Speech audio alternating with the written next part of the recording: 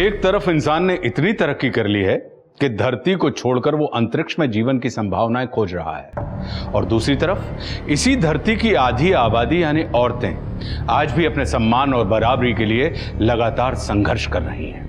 औरतें सुरक्षित रहें, सड़कों पर बिना किसी डर के आजादी के साथ घूमती रहें। इसके लिए अलग अलग देशों की सरकारें लगातार औरतों की सुरक्षा से संबंधित कानून बना रही हैं, पुराने कानूनों को और बेहतर कर रही हैं। इससे फर्क भी पड़ा है, लेकिन कहा जाता है कि भेड़ों को ज्यादा डर भेड़िए से नहीं बल्कि भेड़ की खाल में छिपे भेड़िए से होता है।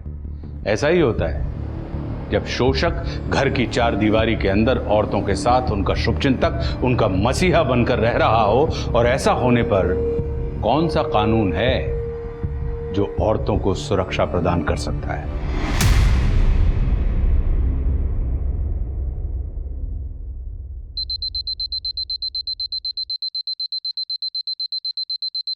मिथिला, अंकर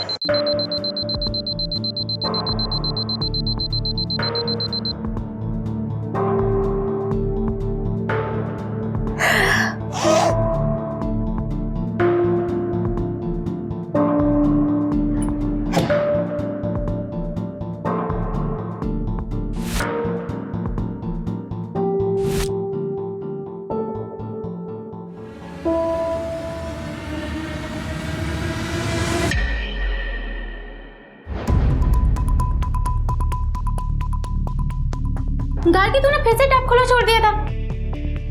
यार ध्यान में नहीं रहा होगा मेरे। हाँ पर पानी तो खत्म हो गया, टंकी खाली हो गई है, मुझे लेट हो रहा है।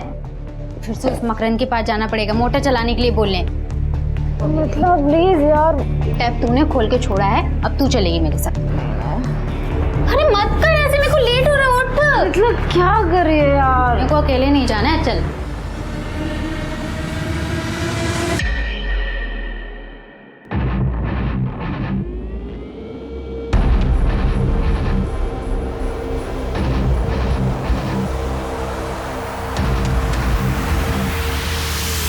क्या है? क्या काम है? अंकल, हमारे वॉशरूम का टैप खुला रह गया था तो पानी खत्म हो गया। आप प्लीज 5 मिनट के लिए मोटर चला दीजिए। नल तुम लोगों ने खुला छोड़ दिया और तुम्हारे लिए मैं मोटर ऑन कर दूं। शाम को जब मोटर ऑन करूंगा ना तब भर लेना पानी। जाओ यहाँ से। ओ अंकल, क्या शाम को? हाँ, हमें काम अभी है और आप कह रहे हो शाम को चलाओगे। देखिए मेरे रूम की टंकी भी खाली हो गई है, जाइए मोटर चालू कीजिए। ठीक है 5 मिनट के लिए मोटर ऑन करूंगा, जिसको जितना पानी भरना है भर लो। वाह दीदी, आपने अंकल की कौन सी नस दबा रखी है कि आपको कुछ भी नहीं कहते, उल्टा आपकी सारी बात मान लेते हैं। अरे है एक सीक्रेट, जाओ तुम लोग जाके पहले पानी भरो, मैं वापस मोटर चालू नहीं करवाऊंगी।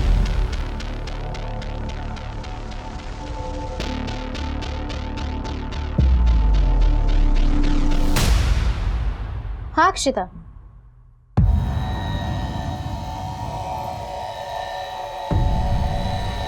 कब हुआ?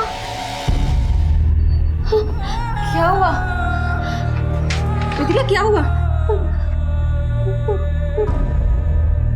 क्या? पापा को हार्ट अटैक आया है। पापा नहीं।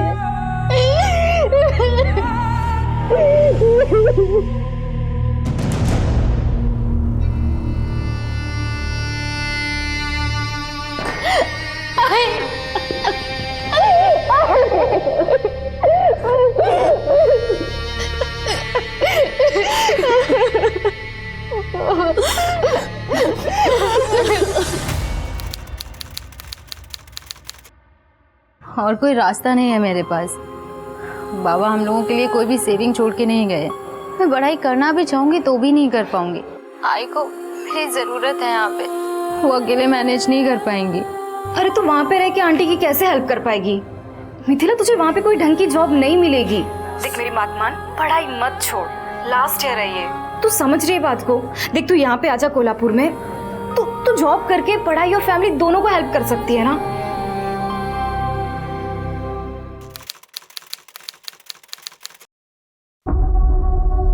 सुन मिथिला, तू ना टेंशन मत ले, मैं तुझे अपने एजेंट का नंबर देती हूँ, उसने मेरे लिए भी जॉब लगवाई थी, तेरे लिए भी कोई जॉब ढूंढ लेगा वो। हाँ ये देखो यहाँ पर हैं सब। दादा आप? पापा ने कॉल करके बताया नहीं कि आप आने वाले थे। अरे तुम्हारे पापा बता देते तो तुम्हारे दादा को तुम्हारी ये पंचायत कैसे पता चलती? हैं? देख लो, तुम्हारे पापा के पैसों से ये पढ़ाई चल रही है इनकी। घारकी के पापा के पैसे है ना, तो उससे वो पंचायत करे या पढ़ाई, आपको क्या करना है? अच्छा ये बताओ, तुम यहाँ पर रहने वाले हो या जाने वाले हो? नहीं, वो कमरा तुम्हारे लिए साफ करना पड़ेगा मुझे। नहीं अंकल, इसकी कोई ज़रूरत नहीं है, मैं कुछ देर में चला जाऊँगा। हाँ ठीक है।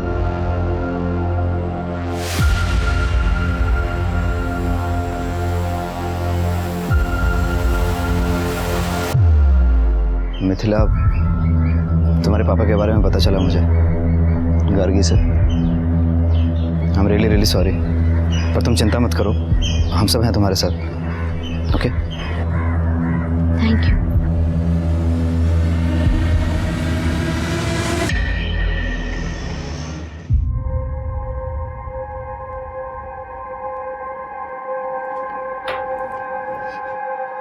मिल गई जॉब?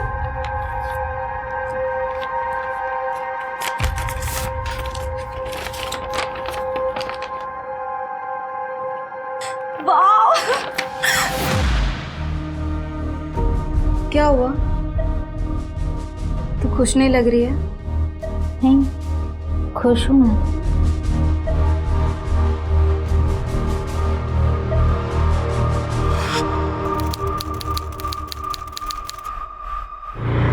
बस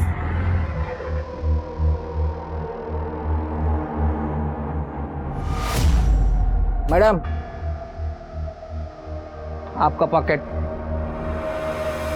थैंक यू।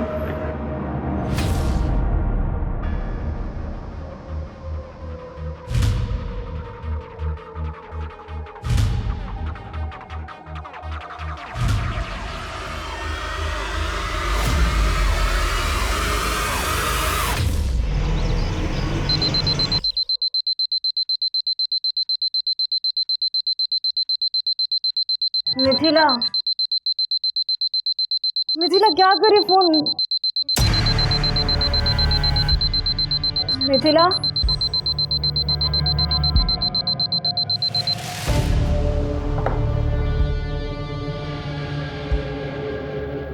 मिथिला, मिथिला,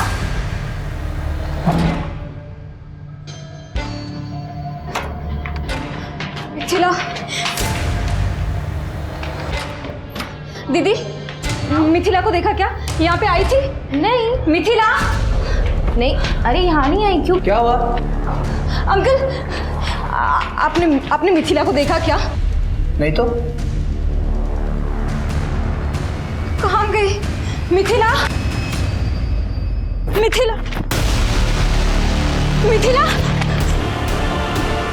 मिथिला, मिथिला क्या? मिथिला,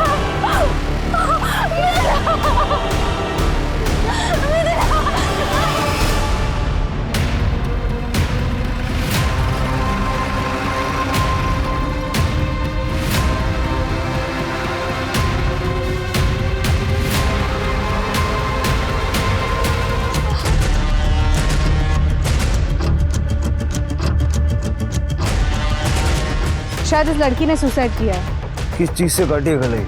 ब्लेड, चाकू कुछ मिला? नहीं सर, कोई सुसाइड नोट भी नहीं है। शिट, ऐसा कैसे हो सकता है कि लड़की ने अपनी कलाई काट ली? लड़की का कमरा चेक करो, हो सकता है वहाँ सुसाइड नोट भी मिल जाए। ये घर आप ही का है? हाँ, मेरा पुश्तैनी मकान है ये। क्या नाम है आपका? मकरंद तांबे।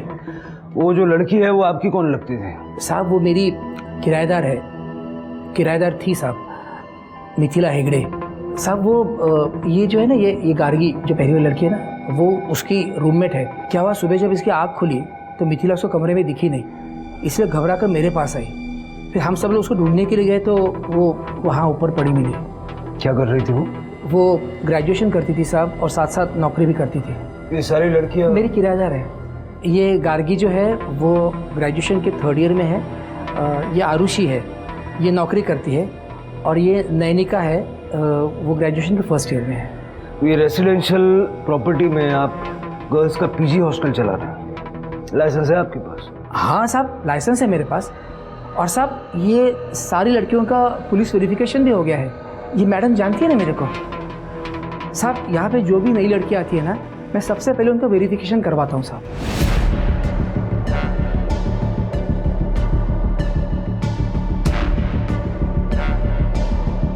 सीसीटीवी नहीं है? नहीं है साहब, पर लगवा लूँगा, जल्दी लगवा लूँगा। इन लड़कियों की सेफ्टी के लिए गार्ड तो रखा होगा आपने? अरे साहब मैं रिटायर आदमी हूँ साहब, ये जो किराया देती है उसमें से मुश्किल से मेरा खर्चा चलता है। अब मैं इतने कम पैसों में गार्ड कहाँ से रखूँगा? जब आप इन लड़कियों की सेफ्टी का कोई इंतजाम नहीं कर सकते तो ये गर्ल्स पीजी हॉस्टल चला क्यों रहे हैं? साहब 10 साल से हॉस्टल चला रहा हूँ साहब, और इनको किसी को कोई प्रॉब्लम नहीं है। और इन लड़कियों के पास उनके अपने कमरे की चाबियाँ भी हैं। आपकी फैमिली का? मेरी बीवी की डेथ हो गई साहब, मेरे कोई बच्चे नहीं है, इसीलिए इतना बड़ा घर है तो मैं कमरे किराए पे देता हूँ।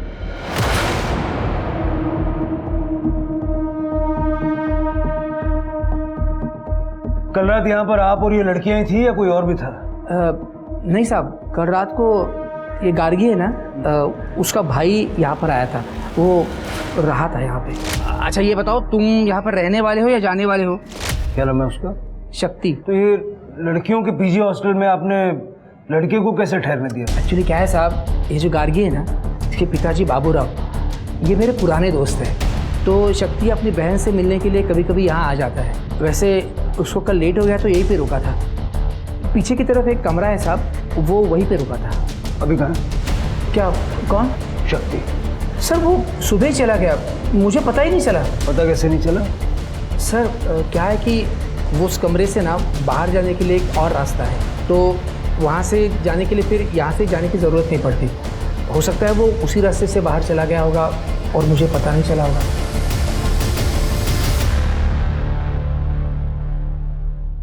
योगेश कुछ मिला? सर यहाँ पे कुछ नहीं है। चढ़ना ऊपर। Okay sir. चढ़ सकते हो? हाँ सर। आराम से आराम से।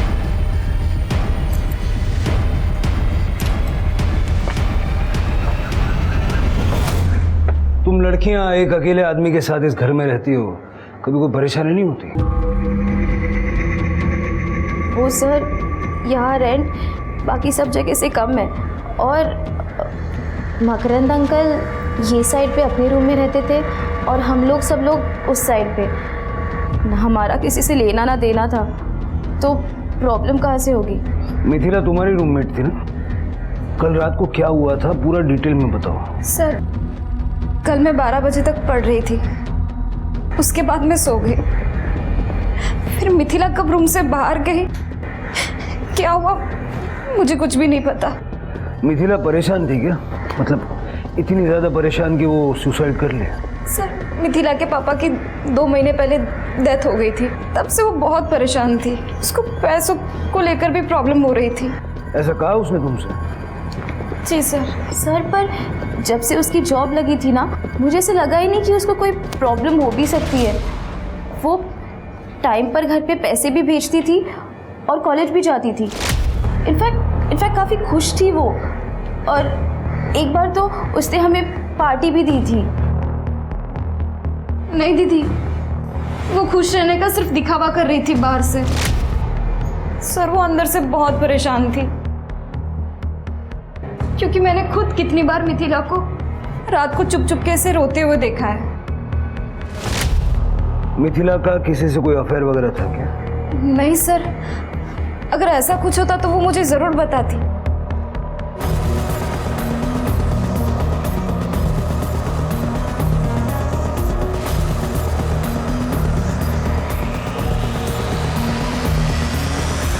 तुम्हारा भाई शक्ति यहाँ रुका हुआ था रात को, सुबह बिना तुमसे मिले चला गया। सर शक्ति दादा ने मुझे रात को ही बता दिया था कि वो सुबह जल्दी चले जाएंगे। सर गार्गी और मिथिला के रूम से कोई सुसाइड नोट तो नहीं मिला है, लेकिन ये फ़ोन मिला है। सर ये फ़ोन तो मिथिला का ही है। फॉरेंसिक में भेज दो इसको। और सर ये 2 लाख रुपए मिले हैं कबर्ड से। अभी थोड़ी देर पहले तुम बता रही थी कि उसके पिताजी का देहांत हो गया 2 महीने पहले और पैसों को लेके बहुत परेशान थी वो। अब अचानक से ये 2 लाख कहाँ से आ गए? सर मुझे नहीं पता है, मिथिला ने कभी मुझे इन पैसों के बारे में नहीं बताया। अपने भाई को फ़ोन करके बुलाओ, बात करनी है उससे। जी सर।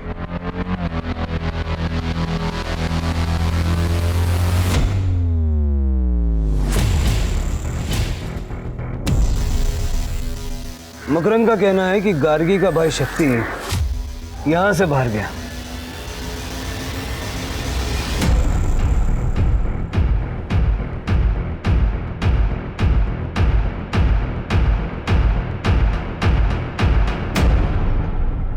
शिरके कहीं ऐसा तो नहीं है कि मिथिला का मर्डर करके सीन को सुसाइड में कन्वर्ट किया है?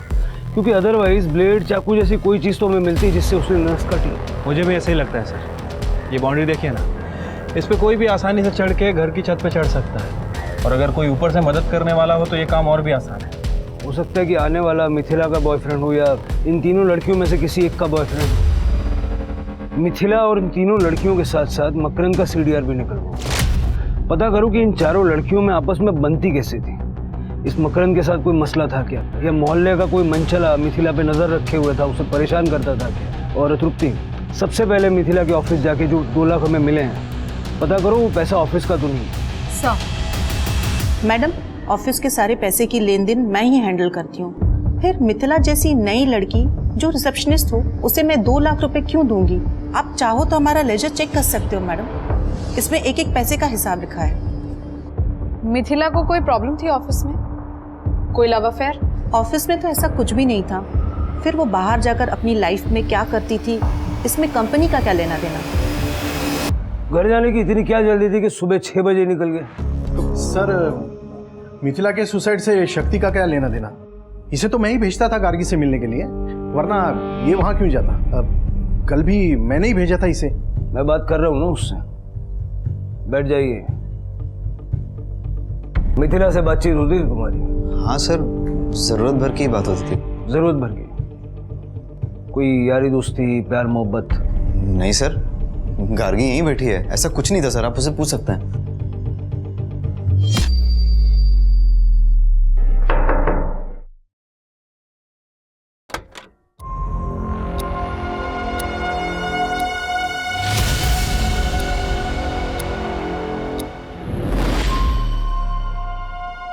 कुछ दिखाओ। वही देखने की कोशिश कर रहा था।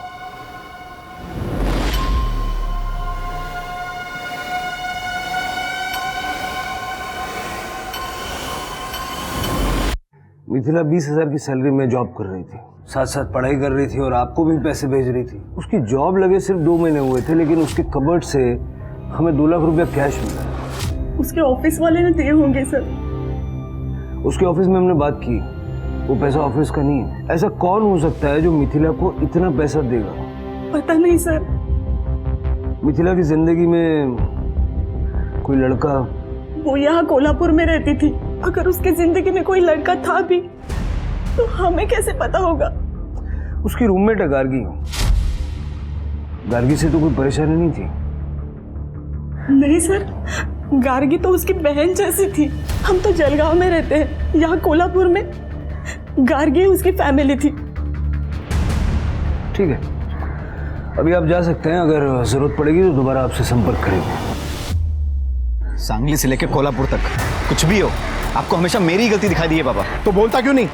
सुबह जब 6 बजे यहाँ से निकला था तू, तो सांगली 12 बजे क्यों पहुंचा? सच बता शक्ति, तेरा उस लड़की के साथ कुछ चल रहा था क्या? बाबा, अगर ऐसा कुछ भी होता दादा और मिथिला के बीच में, तो मुझे तो पता ही होता ना। ठीक है, देखते हैं। सर, ये मिथिला की कॉल डिटेल्स मैंने चेक किए हैं। अफेयर जैसा तो कुछ दिख नहीं रहा है सर, लेकिन इस मिथिला ने 20 तारीख को ऑफिस से निकलने के बाद जनजीवन पार्टी के अध्यक्ष प्रभाकर शिंदे को फ़ोन किया था। और सर, उसके फ़ोन लोकेशन के हिसाब से वो अपने हॉस्टल नहीं गई थी, बल्कि डायरेक्ट प्रभाकर शिंदे के घर गई थी। मिथिला जैसी आम लड़की प्रभाकर शिंदे के साथ डायरेक्ट कांटेक्ट हुई। मैं जानता था इस लड़की को, मिथिला। वही है कि एक जॉब एजेंट है, मनक लखेरा, इधर सिटी मार्केट में बैठता है। तो ये लड़की उसके पास गई थी जॉब मांगने। सर प्लीज सर, मुझे जॉब की बहुत ज़रूरत है। कोई भी काम कहीं पर भी हो, मैं करने के लिए रेडी हूँ सर। देखो, तुम्हें सही बता रहा हूँ कि जॉब तो मार्केट में है नहीं, पर तुमको अगर जॉब की इतनी ज़्यादा ज़रूरत है तो ये काम कर सकती है। हाँ सर, बताइए, मैं करूँगी। तो उसने मेरे पास भेज दिया इस मिथिला को। उसको जॉब की जरूरत थी, मैंने ही जॉब लगवाया उसको। शिंदे जी, ये तो 2 महीने पुरानी बात हो गई। परसों वो क्यों आई थी? पापा ने जहाँ जॉब लगवाई थी उसकी वहाँ पैसे कम मिल रहे थे उसे, तो दूसरी जॉब ढूंढ रही थी, उसी बारे में बात करने आई थी। सर प्लीज़ मेरी जॉब चेंज करवा दीजिए आप प्लीज़ सर। आपने कुछ पैसे भी दिए थे मिथिला को? उसको जरूरत थी, बहुत प्रॉब्लम में थी लड़की, तो मैंने 5,000 रुपए दिया उसको खर्चे पानी के लिए। 5,000? आपने 2 लाख रुपए दिए थे। 2 लाख?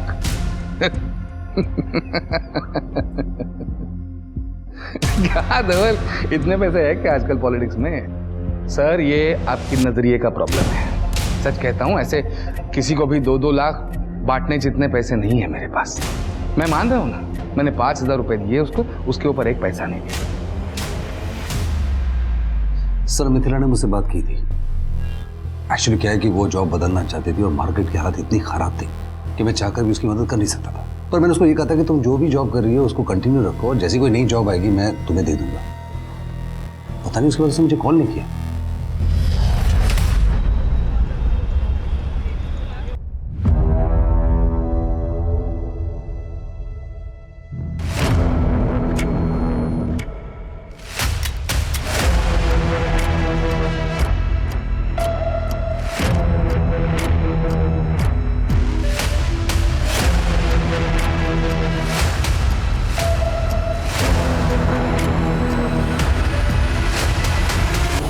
मिथिला अपनी औकात से बाहर आ रही थी और अब तुम अपनी औकात से बाहर आ रही हो। मैंने अभी अपनी औकात दिखाई नहीं है। अगर औकात दिखा दी तो बर्बाद हो जाओगे।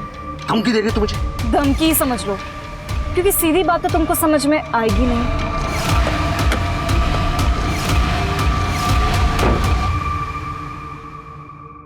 सर मिथिला की पोस्टमार्टम रिपोर्ट आ गई है। सर रिपोर्ट के हिसाब से मिथिला 2 मंथ प्रेग्नेंट थी, लेकिन उसने सुसाइड किया है या मर्डर ये कंफर्म नहीं हो पा रहा। ये तो केस ही उलझ गया सिर के। डॉक्टर्स को बोलो कि मिथिला के बच्चे का विसरा प्रिजर्व करें, क्योंकि ये बच्चा उसके मर्डर या सुसाइड का कारण हो सकता है। और मिथिला की माँ से बात करो। मैडम, मैं आपको पहले ही बता चुकी हूँ कि मैं किसी लड़की के बारे में नहीं जानती, तो फिर मैं कैसे बताऊँ कि मिथिला किसके बच्चे की माँ बनने वाली थी। गार्गी कहाँ गई थी? पता नहीं मैडम, हमारी सो के उठने से पहले ही वो रूम से कहीं चली गई थी। हमें नहीं पता गार्गी कहाँ है। और इनफैक्ट मिथिला की प्रेगनेंसी की बात भी हमारे लिए बहुत ज़्यादा शॉकिंग थी। तृप्ति, ये गार्गी का फ़ोन तो बंद आ रहा है। मेरे उसकी फादर से बात हुई, वो सांगली में ही है, लेकिन उन्हें भी नहीं पता कि गार्गी कहाँ है। ठीक है सर, मैं उसका फ़ोन सर्वेलेंस पे डालती हूँ ट्रैकिंग के लिए। सर मैम, मुझे आप लोगों को कुछ बताना था। वो जिस दिन मिथिला की डेड बॉडी टेरेस पर मिली थी, गार्गी बहुत ज़्यादा ही परेशान थी। इतनी परेशान कि जैसे उसे पहले से ही पता हो कि मिथिला को कुछ हो गया है। कहना क्या चाहती हैं आप? सर मैं बस इतना कहना चाहती हूँ कि मिथिला की डेथ के बाद से गार्गी बहुत ज़्यादा अजीब बिहेव कर रही है।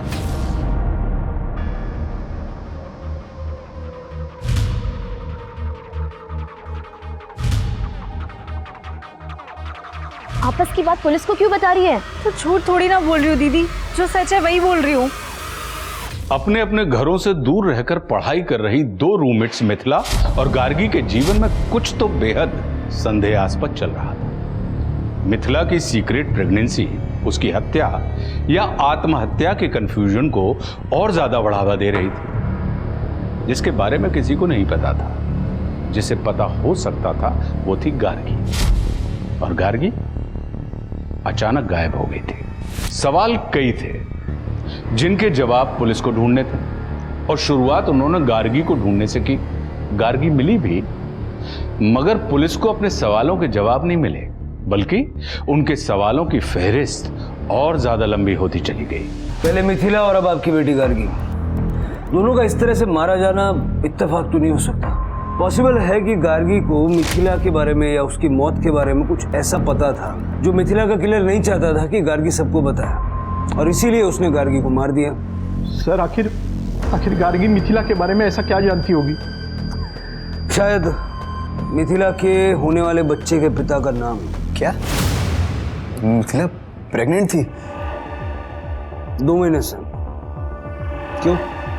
तुम्हें कॉन्फिडेंस था कि मिथिला कभी प्रेग्नेंट नहीं होगी? सर ऐसा कुछ नहीं है सर, अब मुझ पे फालतू में शक कर रहे हैं। अगर फालतू में शक कर रहे हैं तो डीएनए टेस्ट कराने में कोई प्रॉब्लम तो नहीं होगा तुम्हें?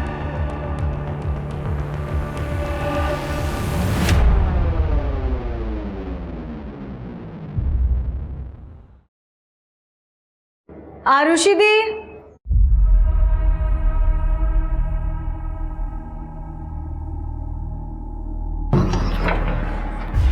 दीदी आप यहाँ पे क्या कर रहे हो? वो मैं रेंट देने आई थी। पर आप तो ऑनलाइन पे करते हो ना? हाँ, पर मेरा अकाउंट लॉक हो गया ना, तो सोचा कैश दे दूँ।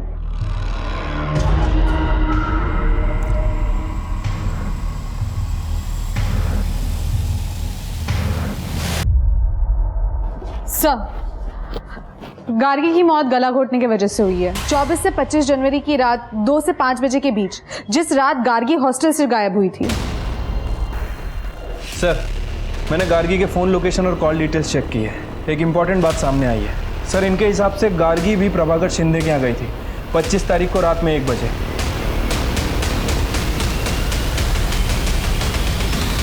नेताजी, मिथिला आपके पास काम के लिए आई थी। गार्गी आपके पास क्यों आई थी? उसे आपसे क्या काम था? गार्गी को नेताजी से काम नहीं था, बल्कि नेताजी को गार्गी से काम था। नेताजी गार्गी के साथ कुछ डील करने वाले थे जो हो नहीं पाई। क्यों? ये कौन सी डील की बात कर रहे हैं? मिथिला के बच्चे का नाम ना बताने की डील, जो बच्चा आपका था। पाटिल, औकात में रहकर बात करो। 2 मिनट नहीं लगेगा आप सबकी वर्दी उतरवाने में। तो उस के मैंने बोला था नेताजी हैं, ऐसे काबू में नहीं आएंगे वो। दे दो इनको, दे दो। लीजिए, ये कोर्ट का ऑर्डर है आपके डीएनए टेस्ट का। और वैसे ये औकात देखने दिखाने वाली बातें तो हम करते नहीं, क्योंकि हमारा इस देश के कानून में विश्वास है, जो आप जैसे नेताओं को उनकी औकात याद दिलाने के लिए काफ़ी है। चलिए।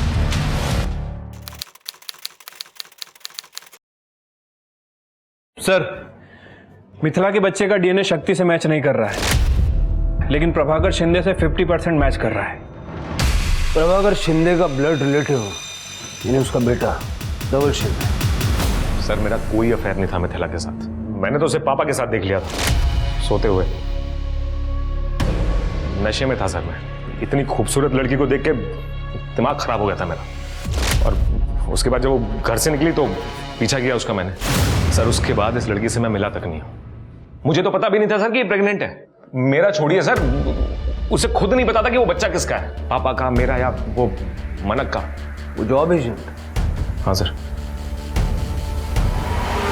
सर, एक्चुअली मिथिला को नौकरी की जरूरत थी और मंत्री जी को मिथिला जैसी खूबसूरत लड़कियों की जरूरत थी। बस इसीलिए मैं मिथिला को मंत्री जी के पास लेकर गया था। हम जैसे नेता जनता की सेवा के लिए तो है, बस एक ही सवाल है कि सेवा के बदले आप मेवा क्या देती हो? सब मैं क्या दे सकती हूँ आपको?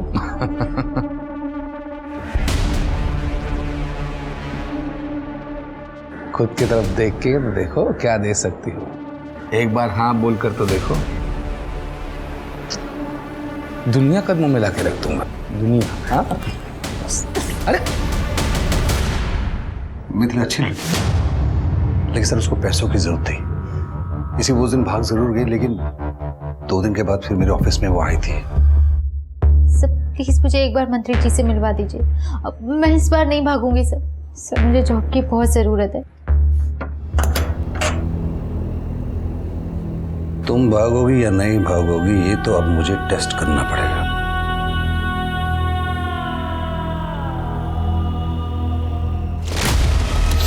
अरे तो तुम के दलाल अपना झूठा मेरे को भेजेगा तू सली। अरे शट, तो पहले तुमने मिथिला का रेप किया, बाद में नेताजी के पास ले गए तो तुमने उसका रेप किया, और उसके बाद तुम्हारे बेटे धवल ने उसका रेप किया। जब वो प्रेग्नेंट हो गई तो तुम्हारे पास आई। बाप की थाली में मुंह मारेगा तू, और वो भी अकल नहीं है। पापा वो नादानी में हो गया। अब मंत्री जी, इस लड़की का क्या करना है? बच्चा है पेट में तो गिरा दो। ये 2 लाख रुपए। पर मैं अबॉर्शन नहीं कराऊंगी, अबॉर्शन कराना पाप होता है। सर मिथिला तो एबॉर्शन के लिए मान ही नहीं रही थी। मैंने जैसे तैसे उसको मनाया, पता नहीं उस रात को जाके उसने सुसाइड क्यों कर लिया, मैं समझ नहीं पाया। मिथिला ने सुसाइड नहीं किया और ना ही वो कभी अबॉर्शन के लिए मानी थी। तुम लोगों ने उसे मार के सुसाइड का सीन क्रिएट किया। नहीं सर, मैं एक्चुअली अगले दिन एबॉर्शन के लिए उसके साथ जाने वाला था। उस वक्त उसने सुसाइड किया या उसका मर्डर हो गया, ये मुझे सच में नहीं पता है। गार्गी को उसने सब बता दिया था ना तुम लोगों के बारे में? हाँ, बताया था सर। फिर गार्गी ने हमें क्यों नहीं बताया? वो आपको क्यों बताती सर? उसका फायदा तो चुप रहने में था। देखो नेताजी, आपकी लोकल वर्क्स डिपार्टमेंट में काफी पहुंच है, वहाँ पे जॉब निकली है, मेरी जॉब लगवा दो। 1 मिनट, लेकिन इस काम के लिए आप इतनी आधी रात ऐसे अचानक? मैं किसी को कुछ नहीं कहूँगी, आपके और मिथिला के बारे में। ओह, तो गार्गी तुम लोगों को ब्लैकमेल कर रही थी, इसलिए तुम लोगों ने उसे मार दिया ताकि तुम्हारी मुसीबत जड़ से खत्म हो जाए। हत्या राजनीति में सबसे आखिरी रास्ता होता है सर, सबसे पहला नहीं। आज तक मैंने इतने लड़कियों को नौकरी लगवाई है, एक और, उसमें क्या क्या कठिन था? इस बात की क्या गारंटी थी कि गार्गी फिर से ब्लैकमेल नहीं करती? सर जब करती तब देखता, लेकिन अब जब सीधी उंगली से घी निकल रहा है तो उंगली टेढ़ी करने में कुछ मतलब ही नहीं था। सर आप वो लोकल वर्क डिपार्टमेंट में पूछ लीजिए सर। गार्गी रात को मेरे घर आई, उसके दूसरे दिन सुबह मैंने उसके जॉब के लिए बात की थी। अगर उसको मुझे मारना ही होता तो मैं उसके जॉब क्यों लगवाता? चलो मान लेता हूँ कि मिथिला और गार्गी के केस से तुम्हारा कोई लेना देना नहीं है, लेकिन रेप तो तुमने किया है। शिरके, नेताजी, उनका बेटा धवल और मानक, तीनों पे रेप का केस डालो। और तृप्ति, उन सभी लड़कियों से बात करो जिनकी नौकरी नेताजी और मानक ने मिलकर लगवाई है। आई एम श्योर उनमें कई लड़कियां ऐसी होंगी जिनका इन्होंने शोषण किया।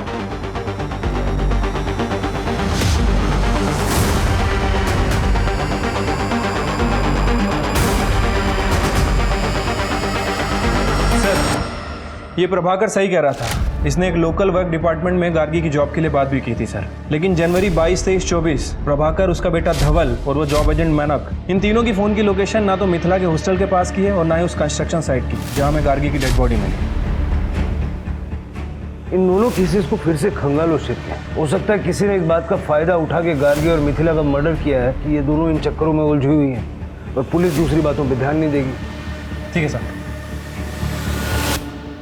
सर मैं तो 6 महीने से ज़्यादा नहीं रह पाई मकरंद अंकल के पीजी में। वो लड़कियों को ना ऐसे घूरते थे जैसे खा ही जाएंगे। वहाँ तो सिर्फ आरुषि ही रह सकती थी और वो अभी भी वहीं रह रही है। आरुषि? Yes madam. वैसे तो मकरंद अंकल सब लड़कियों पर बहुत हावी रहते थे, लेकिन आरुषि को वो कुछ बोल ही नहीं पाते थे। लगता है डरते थे वो उससे। सर ये मकरंद कैरेक्टर का ढीला आदमी है। इस रीज़न के वजह से मकरंद के पीजी में कोई लड़कियां ज़्यादा दिन तक रुक नहीं पाती थी। लेकिन सर ये आरुषि पिछले 3 साल से मकरंद के पीजी में रह रही है। और सर मकरंद के पीजी में जितनी भी लड़कियां हैं सभी का कहना है कि मकरंद आरुषि से डरता है। और मैंने मकरंद के बैंक स्टेटमेंट भी चेक किए हैं सर। सभी लड़कियों ने पीजी का रेगुलर रेंट उस पर ट्रांसफ़र किया है, लेकिन आरुषि का कोई भी रिकॉर्ड नहीं है। मतलब ये आरुषि रेंट नहीं दे रही? सर सिर्फ आरुषि ही नहीं, आरुषि की रूममेट नैनिका जो मकरंद के पीजी में 4 महीने पहले शिफ्ट हुई है, उसने भी सिर्फ मकरंद को 1 महीने का रेंट दिया है। उसके बाद उसने भी मकरंद को रेंट देना बंद कर दिया है। सर आरुषि दी ने बोला था कि मैं उन्हें अपना रेंट दे दिया करूँ, तो फिर अपना रेंट मिलाकर मकरंद अंकल को पे कर दिया करेंगी। तो मैं वही करती थी, मैं हर महीने अपने हिस्से का रेंट आरुषि दी को दे दिया करती थी। नैनिका तुम्हें पता है आरुषि ने पिछले 3 साल से रेंट का 1 रुपया भी नहीं दिया है। इनफैक्ट वो तुम्हारे पैसे भी अपने पास रख रही थी। नहीं सर, मैं अपना और नैनिका का रेंट मकरंद अंकल को कैश में देती थी। अगर रेंट कैश में देती थी तो मकरंद कोई रिसीट वगैरह देता होगा ना, दिखा दो। सर इतने दिन से हम वहाँ रह रहे थे, इतना भरोसा तो था अंकल पे। कितना रेंट है तुम्हारा? 6000। तो ये 6000 तुम घर पे तो छापती नहीं होगी ना, बैंक से विड्रॉ करती होगी। अपना बैंक का स्टेटमेंट दे दो। वो सर साफ साफ बताओ, तुम्हारे और मकरंद के बीच क्या चल रहा था जो वो तुमसे रेंट नहीं ले रहा था? चक्कर चल रहा था आरुषि दी का मकरंद अंकल के साथ। ऐसा सारी पीजी की लड़कियां बोलती थी। सर चक्कर तो उस नैनिका का चल रहा था गार्गी के भाई शक्ति के साथ। सर ये बात सच है कि मैं शक्ति को पसंद करती थी, लेकिन वो एक नंबर का कमीना है। अगर मेरा बस चले ना तो मैं उसका मुंह नोच लूं। क्यों?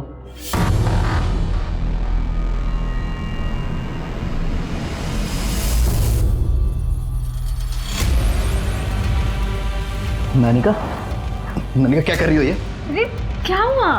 उठो यहाँ से, बाहर निकलो। अरे अरे निकलो यहाँ से। शक्ति क्या है? जाओ यहाँ से। शक्ति क्यों ऐसे हरकत कर रहे हो? दादा क्या हुआ? पूछो इस नानिका से, जबरदस्ती गले पड़ी है मेरे। ओए शक्ति, एक तो सुबह से मेरे आगे पीछे घूम रहा है और अभी बोल रहा है मैं तेरे गले पड़ी हुई। हाँ सीधा सीधा बोलना कि तेरे बस का कुछ भी नहीं है। नहीं क्या? अपने भाई का इलाज कराओ वरना मोहल्ले वाले ना शादी के बाद मजे लूटेंगे। तमीज अपना मुंह संभाल के बात कर। शक्ति ने तुम्हारी बेइज्जती कर दी और गार्गी ने सबके सामने तुम्हें थप्पड़ मारा। बुरा तो बहुत लगा होगा तुम्हें। हाँ सर लगा तो था, इसी वजह से गार्गी और मेरे बीच में बात नहीं होती थी। शक्ति गार्गी का भाई था, गार्गी मिथिला की रूममेट थी। उन दोनों ने नैनिका को सपोर्ट नहीं किया, समझ में आता। लेकिन तुम तो नैनिका की रूममेट थी, तुम्हें तो उसे सपोर्ट करना चाहिए था। मैं कैसे सपोर्ट करती उसको सर? मैं जानती थी कि नैनिका खुद अपने आप को फोर्स करती थी शक्ति पर। मैंने खुद देखा है सर। खुद देखा मतलब? दरअसल वो पीजी हॉस्टल सिर्फ हॉस्टल नहीं है, मकरंद अंकल का फिल्म स्टूडियो है।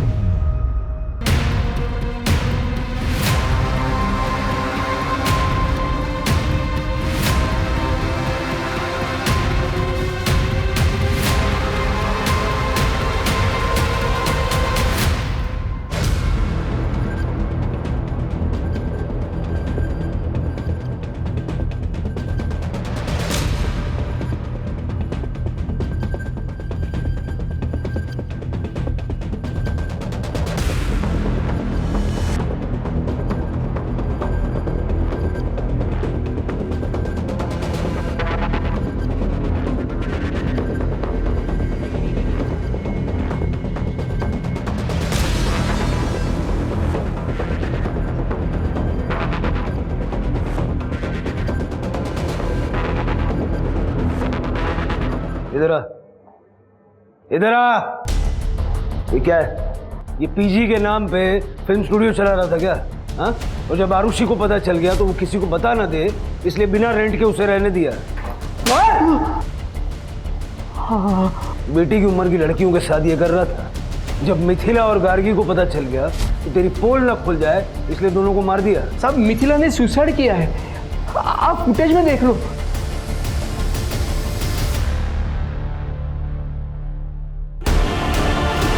साहब सुबह जब मैंने ये फुटेज देखा तो दौड़कर मैं टेरेस पर गया साहब। उसने अपनी हाथ की कलाई काटने के लिए मेरे किचन का चाकू इस्तेमाल किया था। साहब आरुषि जानती है सब कुछ, उसने भी फुटेज देखा है सारा। और गार्गी? उसका नहीं पता साहब मुझे, वो तो अपने कमरे में थी नहीं। उस रात कार में बैठकर वो गार्गी के जाने का फुटेज है? हाँ है।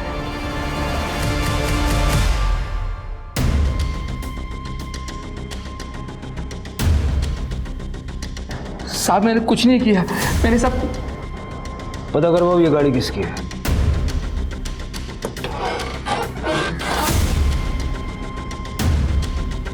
सर इधर आइए। ये देखिए सर, इन औजारों पे लगी मिट्टी को लैब में टेस्टिंग के लिए भेजो। और कंस्ट्रक्शन साइट की मिट्टी से ये मिट्टी मैच होती है क्या देखो। मेहमान आ गए क्या थाने? जी सर। तुम्हारी गाड़ी में जो औजार है ना, उनकी मिट्टी कंस्ट्रक्शन साइट की मिट्टी से 100% मैच होती है। अब ज्यादा मेहनत मत करवाओ, बताओ क्यों मारा गार्गी को? सर मैंने नहीं मारा गार्गी को। देखो ये तुम्हारी गाड़ी है, कहाँ जा रही है गार्गी इसमें बैठ के? हाँ सर ये कार तो मेरी है, लेकिन ये कार हमेशा गैरेज में खड़ी रहती है। कभी कभी मेरा बेटा शक्ति इसे निकालता है ताकि चलती फिरती रहे। 24-25 जनवरी की रात को शक्ति लेके गया था ये गाड़ी। 24-25? हाँ सर, शक्ति के किसी दोस्त का बर्थडे था तो वो ये कार लेकर गया था।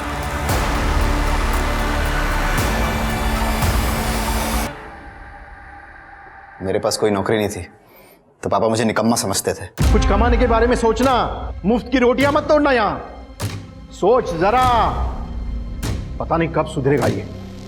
गार्गी का चौकीदार बना के रखा था मुझे, जब देखो तब उसको देखने के लिए भेज देते थे। यहाँ तक कि सारा पैसा उसकी पढ़ाई पे खर्च कर देते थे। मैं समझ गया था कि गार्गी के रहते हुए मुझे पापा से एक भी ढेला मिलने वाला नहीं है। गार्गी को रास्ते से हटाना बहुत जरूरी था। सबसे पहले मैंने गार्गी की लाश को डंप करने की जगह ढूंढी, फिर उसे बुरा दिखाने के लिए मैंने गार्गी और नैनिका में झगड़ा करवाया। अपने भाई का इलाज कराओ, वरना मोहल्ले वाले ना शादी के बाद मजे लूटेंगे। तमीज, अपना मुंह संभाल के बात कर।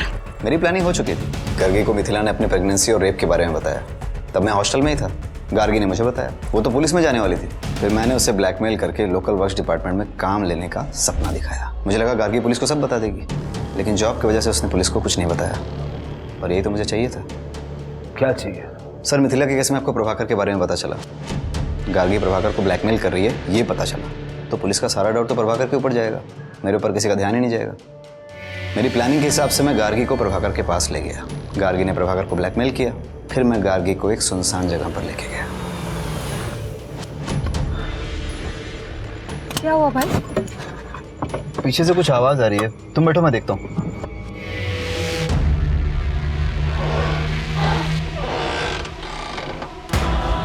भगवान तेरे जैसा भाई किसी बहन को ना दे।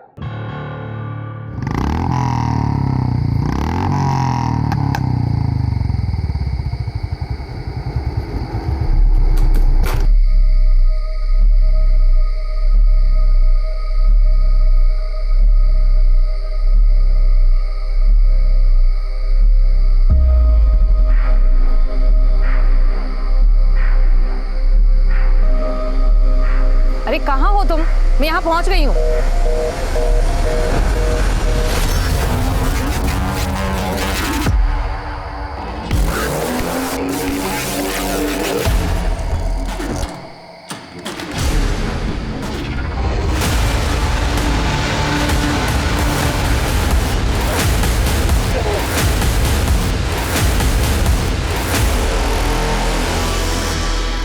एक जरा सी गलती या लापरवाही इंसान के लिए उम्र भर का नासूर और दुख बन सकती है। लोग अक्सर ये सोचते हैं कि हमने किसी का क्या बिगाड़ा है जो हमारे साथ कुछ बुरा होगा, लेकिन सत्य ये है कि आज भले लोगों के साथ ही ज्यादा बुरा होता है। इसलिए अपने शो के माध्यम से हम आपको हमेशा सतर्क करते रहते हैं। नमस्कार, मैं आशुतोष राणा क्राइम पेट्रोल के इस नए अध्याय में आप सभी का हार्दिक स्वागत करता हूं। आज समाज में अपराध जिस तरह से अपने खूनी पंजे फैला रहा है, उससे किसी भी इंसान का जीवन अछूता नहीं है। हम आए दिन अखबार में खून, बलात्कार, अपहरण की खबरें पढ़ते ही रहते हैं, लेकिन आज जो केस मैं आप लोगों के सामने लेकर आया हूं, उसने साल 2020 में पूरे हिंदुस्तान को हिलाकर रख दिया था। ये एक ऐसा केस था जिसने हैवानियत का ऐसा भद्दा चेहरा दुनिया को दिखाया था कि उस पर यकीन कर पाना मुश्किल था।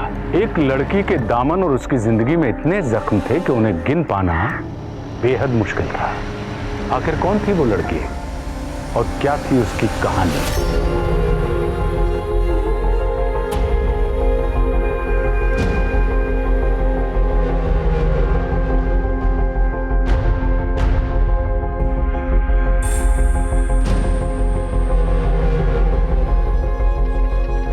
ऑयल पेंट पेंटिंग का सबसे अच्छा मीडियम लगता है मुझे, लेकिन इसे सूखने में समय लग सकता है।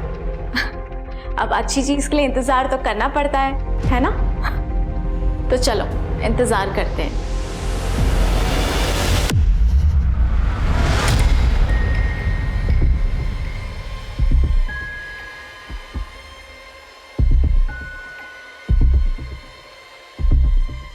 इंतजार तो हम करते हैं, लेकिन अच्छी चीज है कि हमारे हाथों से फिसलती चली जाती है। विक्रांत भाई, मुझे ना माँ के साथ कहीं बाहर जाना है। अरे क्या हो रहा है यहाँ पे? अरे चाची जी, अब देखिए क्या है ना कि मैंने हमारी इस ऑनलाइन सेलिब्रिटी को शिकायत की थी अभी। अब मैं दिल्ली से लखनऊ ये सोच के आया हूं कि हम सब एक साथ रहेंगे, पर कहां रह रहे हैं? ये तो भाग रही है। भैया भाग कहाँ रही है ये तो शादी करके अपने ससुराल जा रही है। चल अब पार्लर की देर हो रही है, शादी में सुंदर दिख रहा है ना तुझे? हाँ चलो चलो अच्छा बेटा हम लोग शॉपिंग करते हैं। हाँ चलो।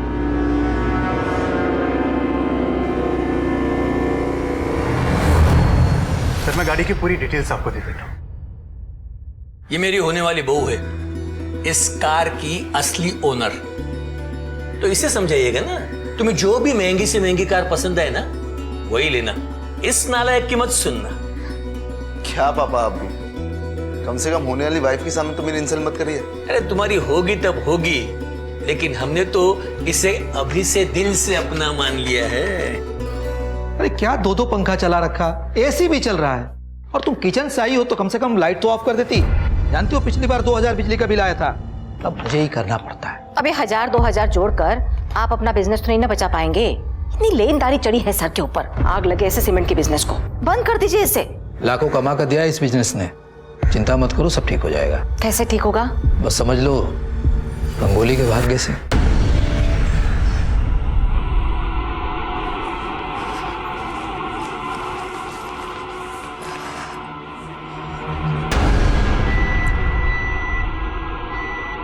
मयंक, अब मुझे ना मार्केट जाना है, तुम ऑफिस से आते वक्त मुझे लेने आ सकते हो क्या?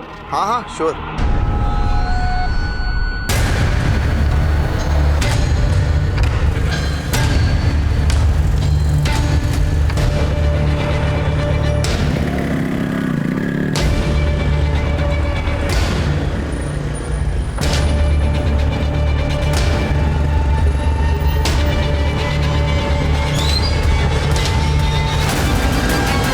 ये सब कैसे हुआ? कुछ नहीं, मैं बस रास्ते पर जा रहा था और एक कार ने पीछे से टक्कर मार दी। तो ग्रह नक्षत्र सही नहीं लग रहे, शादी के लिए जल्दबाजी नहीं करनी चाहिए। उल्टा रंगोली के नसीब से मयांक के सर से इतना बड़ा ग्रह कट गया, हमें जल्द से जल्द इनकी सगाई कर देनी चाहिए। मैं तो कहता हूँ अगले हफ्ते ही सगाई कर देते हैं।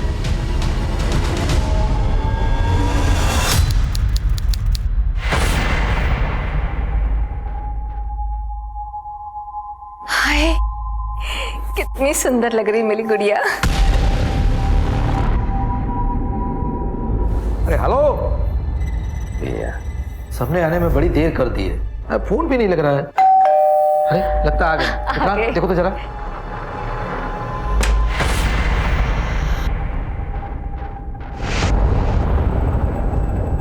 मिस रंगोली, आपको हमारे साथ चलना होगा, आपके खिलाफ एक कंप्लेंट आई है। क्या बकवास कर रहे हैं आप? कैसी कंप्लेंट? मयंक सिंह की किडनैपिंग की। कहाँ है मयंक और क्या हुआ है उसके साथ? तूने बंदूक की नोक पर उठवाया है मेरे बेटे को।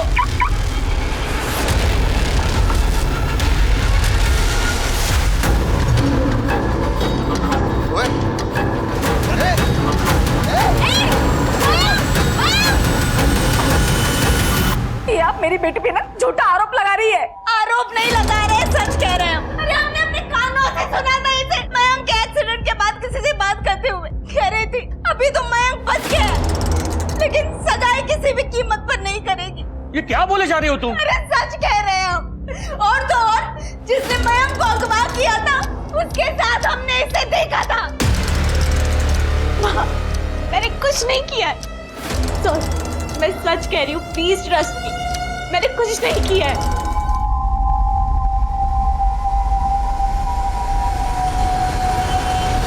सर, मैंने मयांक के फोन के कॉल रिकॉर्ड्स और लोकेशन डिटेल्स दोनों चेक किए हैं। मयांक की मां ने कहा था कि 8 अगस्त की शाम को रंगोली ने उसके घर से किसी को फोन किया था, जबकि कॉल रिकॉर्ड्स के हिसाब से उस दिन उस एरिया से रंगोली ने किसी को भी फोन नहीं किया था और न ही वहां उसके पास किसी और का फोन आया था। मैं रंगोली का वकील महेश नाथ। ये रंगोली के फ़ोन कॉल्स के रिकॉर्ड, आई एम श्योर आपको मालूम पड़ चुका होगा अब तक कि रंगोली ने मयंक के घर से किसी को कोई कॉल नहीं किया था। ये हैं रंगोली के बेल के पेपर्स।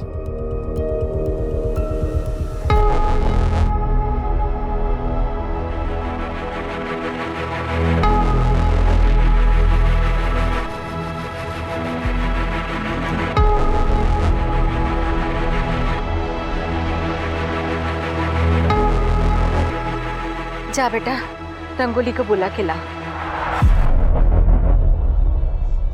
अरे सोमू, वो कभी चांद निकल आया। अरे ऐसे भूत बनकर क्यों खड़ा है?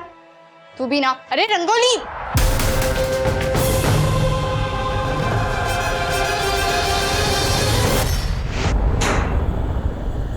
यादव जी क्या करते हो यार? क्राइम सीन है, सारे सबूत है उधर, साफ करो उसे। पुलिस ने रंगोली की मौत को आत्महत्या करार दिया, लेकिन रंगोली के ऑनलाइन फॉलोअर्स ने इस बात को मानने से इनकार कर दिया। सब बेकार की बात है। जो लड़की सुसाइड के खिलाफ थी वो भला सुसाइड क्यों करेगी? पहले तो रंगोली को मयंक की किडनैपिंग के लिए फ्रेम किया गया और अब उसके मर्डर को सुसाइड बताया जा रहा है। अब रंगोली का कोई भी वीडियो उठाकर देख लीजिए, क्या वो किसी एंगल से परेशान थी या डिप्रेशन में थी। कल को कोई मुझे भी मारकर टांग देगा, पुलिस उसे सुसाइड बता देगी। मीडिया आउटरीच के चलते रंगोली के सुसाइड केस को अच्छे से इन्वेस्टिगेट करने के लिए क्राइम ब्रांच की एक स्पेशल टीम का गठन किया गया। अब इस बात की पुष्टि क्राइम ब्रांच को करनी थी कि क्या रंगोली ने आत्महत्या की थी या सच में वो किसी दरिंदे का शिकार बनी थी। मैम, मैं ASI योगिता कुमारी। ये कुछ रॉबरी के केसेस हैं और ये मैम ईव टीजिंग के, और मैम ये एक मर्डर केस है। किसका मर्डर? आशा शुक्ला। मैम यहाँ कानपुर की लोकल नेता थी और इंटरनेट पर भी बहुत पॉपुलर थी। किसी ने घर में घुसकर मर्डर किया है। लूटपाट का मामला रजिस्टर हुआ है। लेकिन इसका तो... जी हाँ मैम, लोगों का कहना है कि विपक्ष के नेता महानंद महतो ने इसका मर्डर किया है, क्योंकि दोनों में 36 का आंकड़ा था।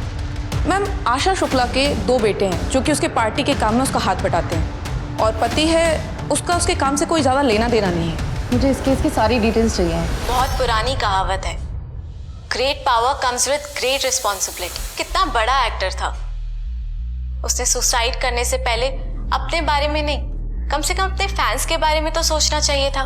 दुनिया में हर किसी की लाइफ में प्रॉब्लम्स होती हैं। इसका ये मतलब तो नहीं कि हम सब सुसाइड कर लें, नहीं।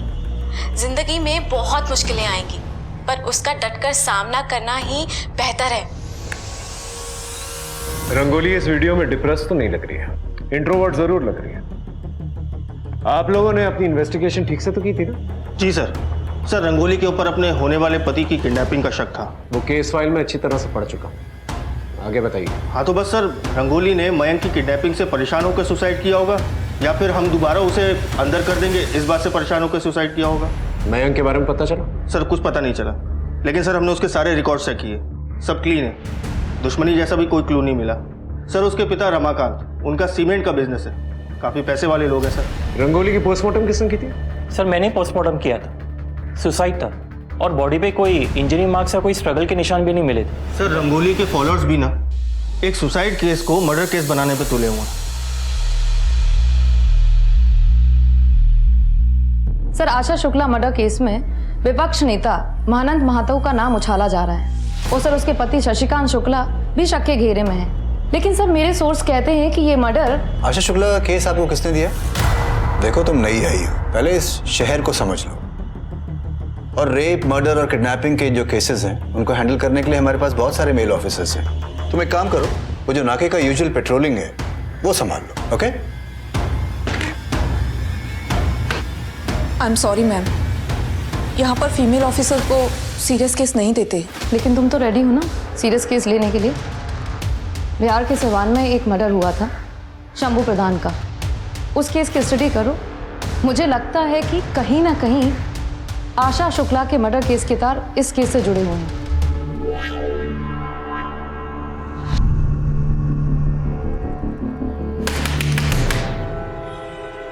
अरे कितनी बार बोले हैं तुमको कि तुम दरवाजा बंद करके मत बैठा करो, हमको बाथरूम जाना होता, पता तो है तुम्हें। हर बात पे काटने को दौड़ना जरूरी होता है क्या? हम काटने को दौड़ रहे हैं? 4 साल मंदिर में माथा टीके है ना, तब जाके गोद भरी है हमारी। तुमको कोई शर्म वरम तो है नहीं, ये नहीं कि बीवी है तो थोड़ा ख्याल ही कर लो। अरे यार तुमसे तो बात करना ही बेकार है, क्या बोले तुमको?